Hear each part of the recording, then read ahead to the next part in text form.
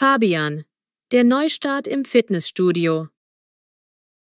Fabian ist 16 Jahre alt und geht in die 10. Klasse einer Gesamtschule. Sein Alltag ist nicht immer leicht. Er ist seit Jahren übergewichtig, kämpft mit mangelndem Selbstvertrauen und wird in der Schule oft von Mitschülern verspottet. Man nennt ihn Pummel oder Walross und lacht, wenn er beim Schulsport außer Atem gerät. Fabian schämt sich für seinen Körper und reagiert meist, indem er sich zurückzieht. Er träumt davon, normal auszusehen, aber weiß nicht, wie er anfangen soll, etwas zu ändern. Fabian steht morgens auf und meidet den Spiegel, weil er seinen Anblick kaum ertragen kann. In der Schule setzt er sich in den hinteren Teil des Klassenzimmers, versucht unsichtbar zu sein. Doch seine bullige Statur und sein nach unten gesenkter Blick erregen oft den Spott seiner Mitschüler. Beim Sportunterricht zieht er sich möglichst unauffällig um, trägt weite Shirts, die seinen Bauch verdecken sollen. Die Lehrer sagen manchmal: »Fabian, du solltest dir ein bisschen mehr Mühe geben.« Aber sie wissen nicht, dass er eigentlich gern fitter wäre, sich aber hilflos fühlt. Seine Eltern sehen, wie er leidet, doch in der Familie gibt es keine richtige Sportkultur. Der Vater arbeitet viel, die Mutter ist eher passiv. Sie kochen gern deftig, und Fabian hat nie gelernt, auf Kalorien oder gesunde Alternativen zu achten. Immer wenn er traurige Tage hat, tröstet er sich mit Süßigkeiten oder Fastfood. Er fühlt sich danach schuldig, aber kann die Gewohnheit nicht durchbrechen. Eines Tages läuft ihm in der Schule der sprichwörtliche Kragen über. In der Pause versammelt sich eine Gruppe Jungs, die laut Witze über sein Gewicht machen. Er versucht, sie zu ignorieren, doch einer stupst ihn an, sagt: »Hey, Walross, wirf doch dein Pausenbrot mal rüber, du brauchst es eh nicht.« Fabian hat Tränen in den Augen, reißt sich aber zusammen. Als er nach der Schule heimkommt, wirft er sich aufs Bett und weint stumm. Er denkt: Das muss sich ändern, ich kann nicht ewig so bleiben. Am Abend spricht er vorsichtig mit seiner Mutter: »Mama, ich halte es nicht mehr aus. Ich will abnehmen, irgendwie.« Die Mutter schaut traurig. »Du weißt, wir haben dich lieb, egal wie du aussiehst. Aber wenn du das willst, unterstützen wir dich. Was stellst du dir vor?« Fabian seufzt. »Vielleicht sollte ich ins Fitnessstudio gehen. Irgendwo, wo ich nicht gleich ausgelacht werde, sondern Hilfe bekomme.« Seine Mutter zögert, meint, dass es Geld kostet, aber sie sagt: »Wir finden einen Weg. Du bist unser Sohn. Wir wollen, dass du glücklich bist.« Fabian ist erleichtert.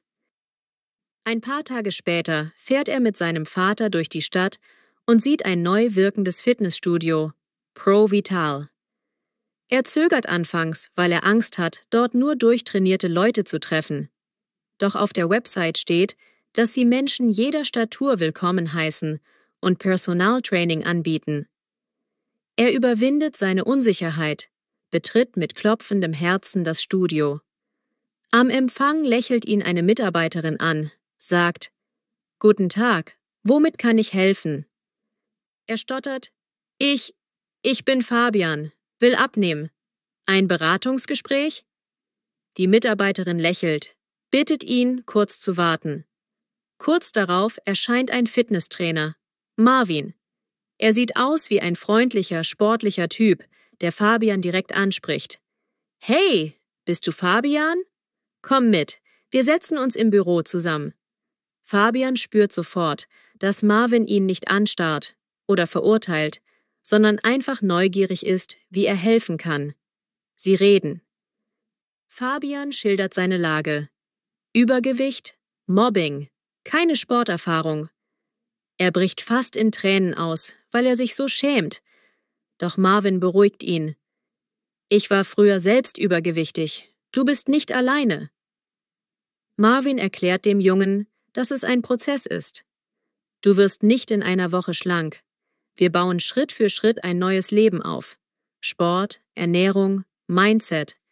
Bist du bereit, dir Zeit und Mühe zu geben?« Fabian nickt vorsichtig. Marvin schlägt ein Personal Training Programm vor, mindestens 2-mal pro Woche, Dazu ein Ernährungscoaching. Fabian schluckt. 2-mal die Woche klingt viel, aber er hat sich ja fest vorgenommen, ernsthaft was zu ändern. Sie reden über Kosten. Fabians Vater, der im Hintergrund dabei ist, sagt: „Wir schaffen das, Fabian."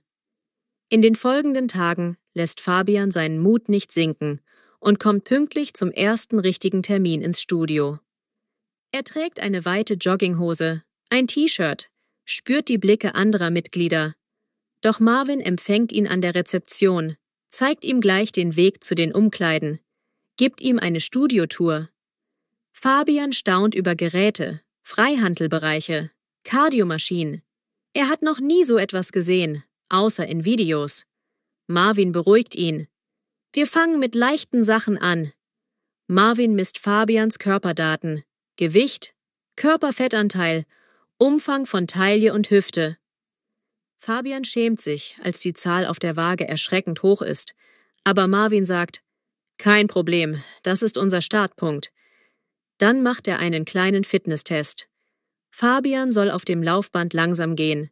Seine Herzfrequenz wird beobachtet. Dann ein bisschen auf dem Rudergerät. Fabian schnauft, merkt, wie er nach wenigen Minuten schwitzt. Marvin notiert alles. Wir bauen das allmählich aus. Zuerst verbessern wir deine Grundkondition. Dann schauen wir, ob du Lust auf Kraftübungen hast. Danach gehen sie in den Dehn- und Functional-Bereich. Marvin zeigt einfache Übungen, um den Rücken zu stärken, die Haltung zu verbessern. Fabian spürt Muskeln, die er nie bewusst gespürt hat. Er ist nach 20 Minuten fix und fertig, fühlt sich aber auch stolz, dass er sich überwunden hat. Marvin klopft ihm auf die Schulter. Gut gemacht. Erstes Training ist immer hart. Im Laufe der Zeit wird's leichter. Fabian lacht erschöpft, nickt. Danke, dass du geduldig bist. Die nächsten Wochen kommt Fabian 2-mal pro Woche ins Studio. Am Anfang macht er nur leichte Cardio-Einheiten. Gehen auf dem Laufband, ein wenig Radfahren, Rudern im langsamen Tempo. Marvin ist immer in seiner Nähe, motiviert ihn, nicht aufzugeben, korrigiert seine Haltung. Manchmal will Fabian aufhören, weil sein Puls hochgeht, er sich schämt, wenn andere Leute vorbeigehen. Marvin sagt: „Denk nicht an andere, konzentrier dich auf dich." Jeder hier hat mal angefangen. Langsam lernt Fabian, wie wichtig Durchhalten ist. Er merkt kleine Fortschritte. Nach 2 Wochen kann er schon 10 Minuten am Stück auf dem Laufband flott gehen, ohne extrem aus der Puste zu sein. Er lächelt, wenn Marvin ihm sagt: „Schau, du hast heute 2 Minuten mehr geschafft als letzte Woche." Parallel besprechen sie eine Ernährungsumstellung. Weniger Süßigkeiten, mehr Gemüse, Obst, Vollkornprodukte. Fabian findet das schwierig, weil er Süßes liebt, aber Marvin empfiehlt ihm kleine Tricks. Obst statt Schokolade, eine zuckerfreie Kaugummisorte. Fabian probiert es. Trotz erster Erfolge kommt es nach etwa einem Monat zu einer Krise. In der Schule wird er wieder gemobbt, weil er im Sportunterricht beim Basketball ungeschickt agiert. Er ist entmutigt, denkt: „Wozu das alles? Ich bin immer noch dick, die anderen spotten weiter." Er trägt sich mit dem Gedanken, das Training abzubrechen. Marvin bemerkt seine Niedergeschlagenheit, als Fabian beim nächsten Termin kaum spricht und lustlos auf dem Laufband trampelt. „Was ist los? Du wirkst unmotiviert." Fabian bricht fast in Tränen aus, erzählt von den ständigen Sprüchen. Marvin rät ihm, durchzuhalten. „Das ist eine Phase. Du siehst vielleicht noch keinen riesigen Unterschied am Körper, aber glaub mir, wir haben erst angefangen. Und dein Körper verändert sich schon.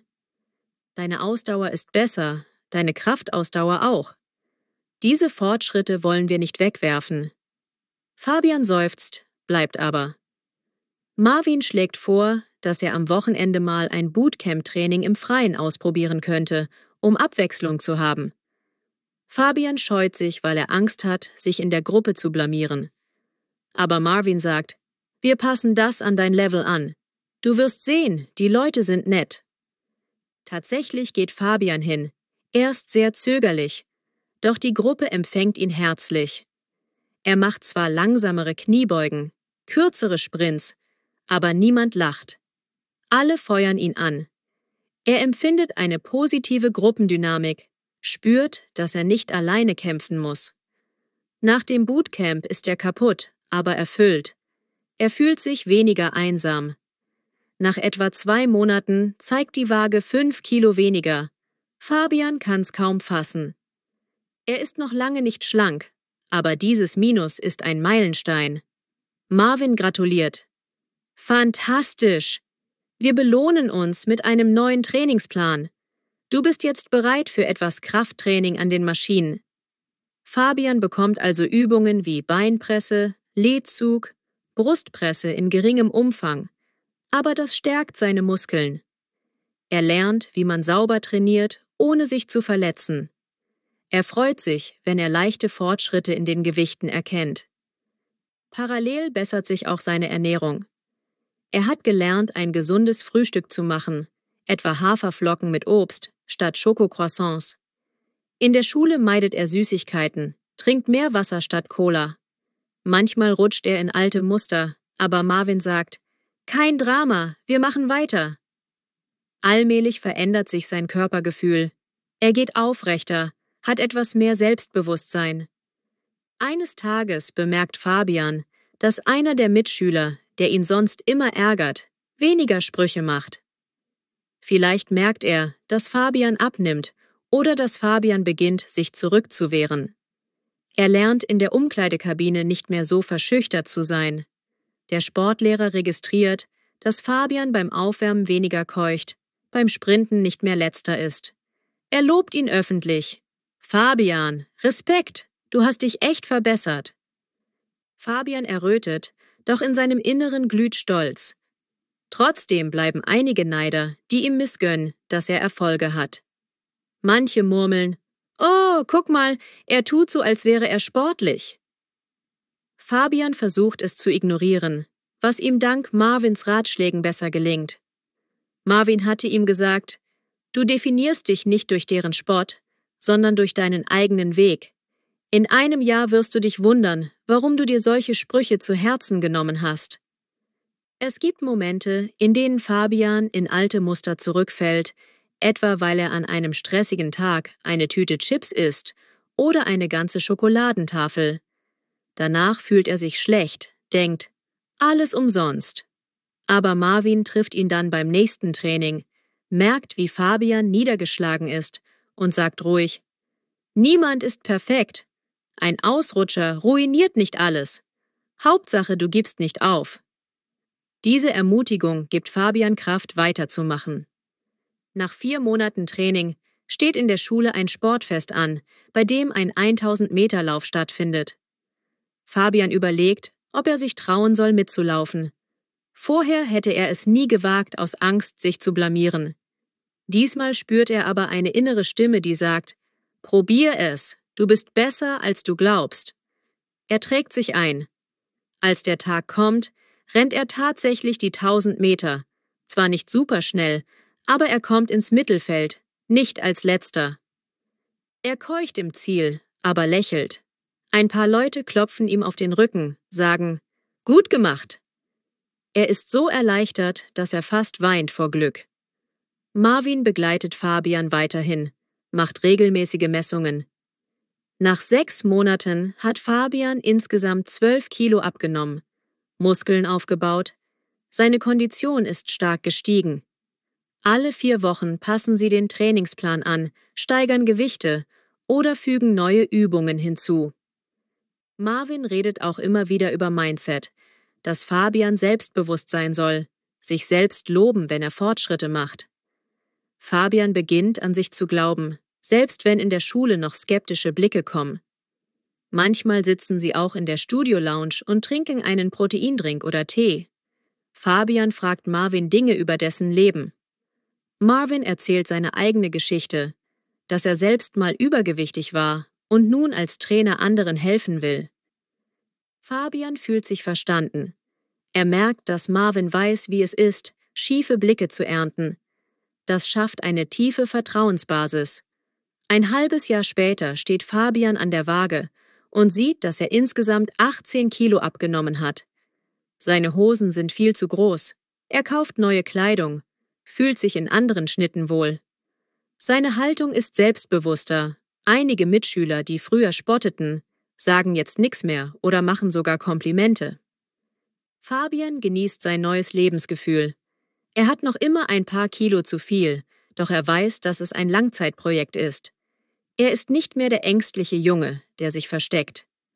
Marvin schlägt vor, Fabian könne nun auch mal einen kleinen Functional-Fitness-Kurs besuchen oder beim Studio-Outdoor-Event mitmachen.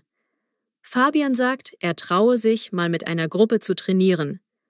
Am Wochenende gehen sie in den Park, machen Zirkeltraining. Fabian schwitzt, aber hält mit. Marvin lächelt stolz, als er sieht, wie Fabian Liegestütze schafft, die er anfangs nicht konnte.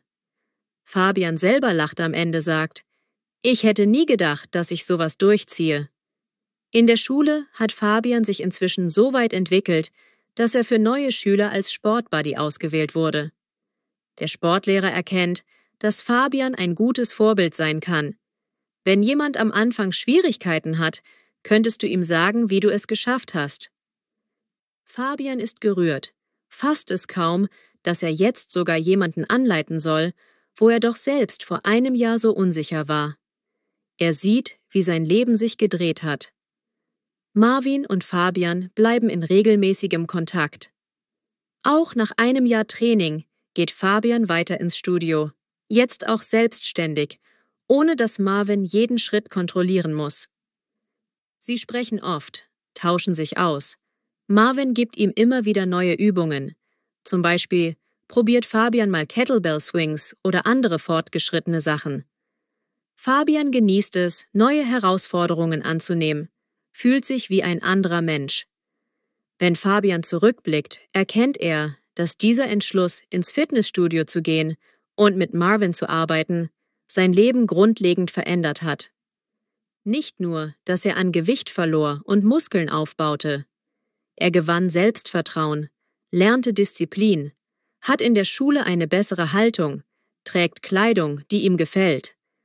Er kann auch im Alltag länger gehen, rennt nicht sofort aus der Puste und spürt generell mehr Energie. Er steht morgens nicht mehr missmutig vorm Spiegel, sondern sagt, hey, ich bin auf dem Weg. Und es lohnt sich. Fabian versteht nun, dass Mobbing nicht sein Schicksal sein muss. Er hat etwas dagegen unternommen, indem er sich veränderte. Natürlich war es unfair, dass er überhaupt gehänselt wurde, aber er hat daraus eine Kraft gezogen, sich selbst zu helfen. Marvin war der Schlüssel, eine Art Mentor, der an seine Seite trat und ihm zeigte, dass man mit Sport und Ernährungsumstellung Großes erreichen kann und dass der wichtigste Muskel der Wille ist. Heute strahlt Fabian, wenn er Freunde trifft, die ihn seit Monaten nicht sahen, und sie sagen, wow, du siehst anders aus, viel selbstsicherer. Er erklärt, dass er weiterhin ein Ziel vor Augen hat, ganz normalgewichtig zu werden, auch seine Ausdauer weiter zu verbessern. Er träumt sogar, vielleicht an einem Stadtlauf teilzunehmen. Manchmal lacht er und sagt, noch vor einem Jahr hätte ich das für unmöglich gehalten. Er denkt mit Dankbarkeit an Marvin, der ihm Türen öffnete und immer wieder an ihn glaubte. Ohne Marvin hätte er wohl nach den ersten Wochen aufgegeben, weil es so anstrengend war. Doch dank der motivierenden Worte und Marvins eigener Geschichte hielt er durch. Er hat gelernt, dass sich sein Wert nicht durch die fiesen Sprüche anderer definiert, sondern durch sein eigenes Handeln und seine Ziele.